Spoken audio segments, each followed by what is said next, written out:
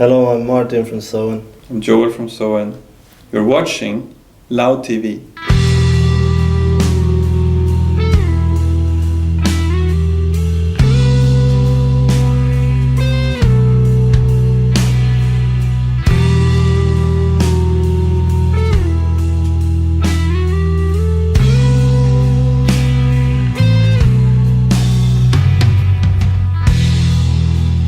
Purple room. The recording process was, as always, a fucking nightmare, and it's always like that, you know. It's you kind of, this is so important for all of us, that we put so much pressure ourselves into what we do. And it's such a long period of this pressure that when you get to the actual recording, when you already did all the creative, all the writing and all that, you kind of had enough. And all of us, even if Joel and I are main writers of the music, the whole band collaborates and we all have input, and that leads to a lot of discussions and stuff that you know can be hard to deal with. Always in a respectful manner, and it's the only way you can do it. For us, at least, we want everyone to be happy with what's coming on the album. We want everyone to be identified by the music of the album. So the whole recording thing is. It's just, you know, a lot of passion and sweat and anger and it's quite hard. So once that is over, I need to, you know, rest. I just want to disappear. For a few months, we all feel the same, you know, to actually gather some strength to the next step, the release or touring part. We recorded with our guitar player. This time Marcus Tidell, he produced the album and he did a fantastic job. Yeah, indeed. I mean, we tried to make everything very organic, very analog in this sense, you know, not letting the computers take over the recording process, be in charge of it ourselves, and also letting the music live on its own in some ways as well, you know, letting the spirit into the music instead of just micromanaging in it all the time. That's something I think we really tried to we didn't try to reach perfection, which is something that something that you try to reach, and at least, you know, we did in other albums. And we instead put all of our energy in making it real and true and honest, and to get people to hear the passion of the musician recording his instrument without a computer fixing your mistakes. So it's quite different on that way, and I don't know how people would feel about it. I don't really care either. I mean, we are really happy with how it turned out, and we are proud to finally show our audience what SOEN is without any makeup, you know. Like, this is what you get, and this is exactly how we sound live. We sound different every night. We never play exactly what we did on the album because we're not robots and we don't intend to be. But it's just the ugly truth over music, you know. For us, it's kind of the same. I mean, we write the songs. I start by writing them at home, and then Joel comes and we put some vocals, and then we go to the studio and take it from there. But I think that most of the improvisation that we do is live. And just to make every show enjoyable for us means that we kind of follow these structures and try to do what we did in the album.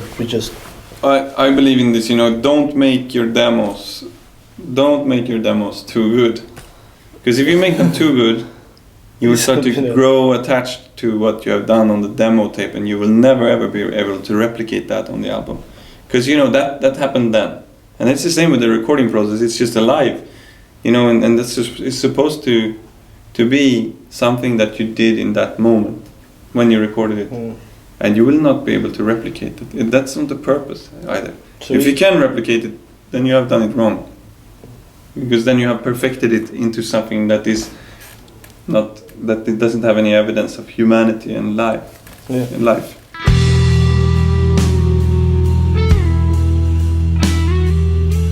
Something that we've been noticing more and more with all the whole metal scene, and it's that the rawness, the raw and the dirt and the street and the everything that, you know, the music style that was just, you know, rebellious is turning into a mechanical, robotic way, you know, and we will when the whole metal thing started, for me at least, we will listen to modern bands and just be like, why the fuck are they doing that? This is, you know, following, they sound like robots using all those machines and everything. 15 years after, we're all doing the same, you know, and we're going, not ourselves, but, you know, metal bands going on stage with backtracks, drummers following a click track instead of playing what they feel on that moment, on that night, you know, being able to play faster or slower and just fucking be musicians, you know, not robots, not manufacturing their feelings in themselves. That's what I want to hear. That's what I like. I like music with, you know, from the heart. I want to get touched by it. I don't get touched by computers, and I don't get touched by people following computers, taking commands for a computer. We had enough. Yeah. We had enough. If I go to a concert today, I go see a metal band and they put on the backing tracks, then you know, I leave, because, you know, I can go home and listen to the record instead, because I know that all the songs will be the same length, the same. The drummer will play, you know, like a machine on the gig, because, you know, it will just follow the click. What's the point? It went too far. I mean, you know, it was a race. It's a race in who's the tightest, the heaviest, and the fastest, and who can sound like a machine. And we give up the race. We don't want to be a part of it anymore. We go back to to the roots. We play with the heart. This is what this Lykaia is, what we came up with. We like it, and it's true and it's honest, and we hope that people also realizes that. I think we don't have, in that terms, you know, everyone, all the musicians in the band are talented enough. They have enough experience, you know. So people are probably pretty self-confident in the way that they are, you know, that they're sufficient musicians. So we don't have to prove that anymore. We don't need to be in the race of proving how good we are in that sense. We just now it's another thing, you know. Try to achieve something, some emotion. So try to deliver something with what you play.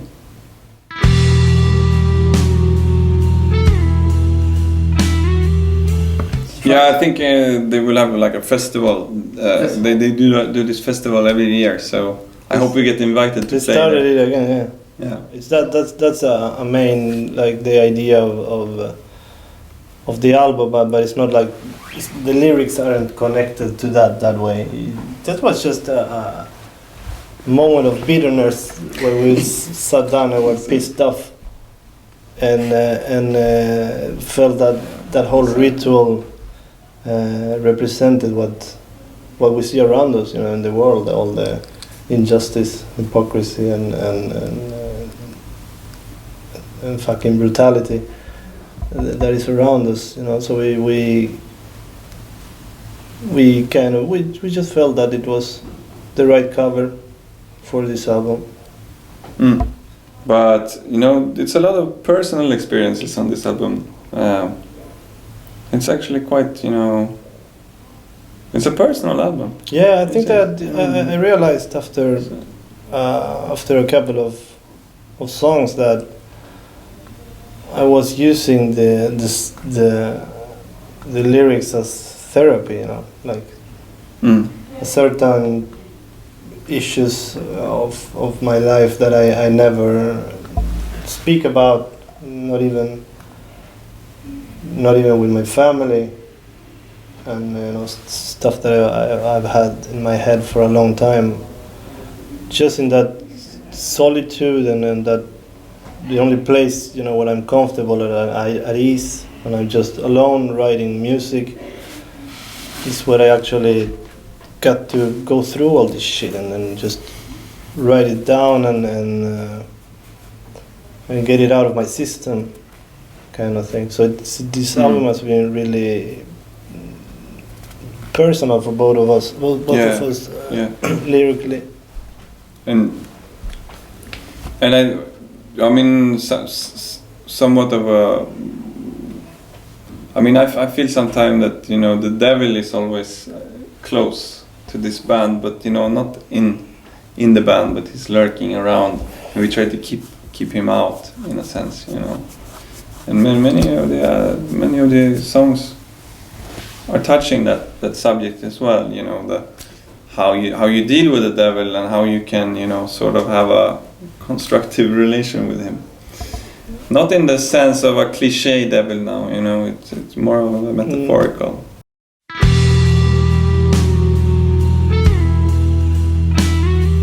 It's too much for me. It's too much for me. I don't want to do that. I've done it, and it made me hate music and stop playing for 2 years. I don't want to do it. I love this too much to turn it into an 8-hour job. I want to do this because this is the most important thing I have, you know? and I value it a lot, and I want to keep loving it, because without it, I don't know. You know? So to keep loving it, I need to do it for the right reasons at the right time. And all of us have been musicians for a very long time and had careers, and we agree on this. It's not worth it for us. That's also why we don't, you know, we don't compromise when we play live with our performances. You know, we're like there's like no one. We don't perform under the influence. We don't take drugs and stuff now when we're playing. You know, because, you know, we want to feel that when we have, after a performance, we all want to feel that we have given everything we got on every gig. It's not, you know, this thing like. And yet it's you know, past now. All of us in the band, and especially us two, have had a lot of decadence through our lives. You know, a little bit of a destructive way of living, and somehow the music is the only thing, you know, that through the creative process or when you play live and get to connect to the audience, is the only thing that when you reach a certain kind of spirituality that you could otherwise only reach through fucking illegal stuff, you know. And the illegal stuff is just shallow, it's a lie, it's something you pay for. It's not real. This is real, and I will discover this with this band, and we're gonna protect that. We want to have that always, and the only way to do it is by completely controlling our careers. And we rather play for a short amount, you know, a small amount of people, whatever we want, than torture ourselves with, you know, 300 gigs a year just to have more people in the venue. It doesn't work for us.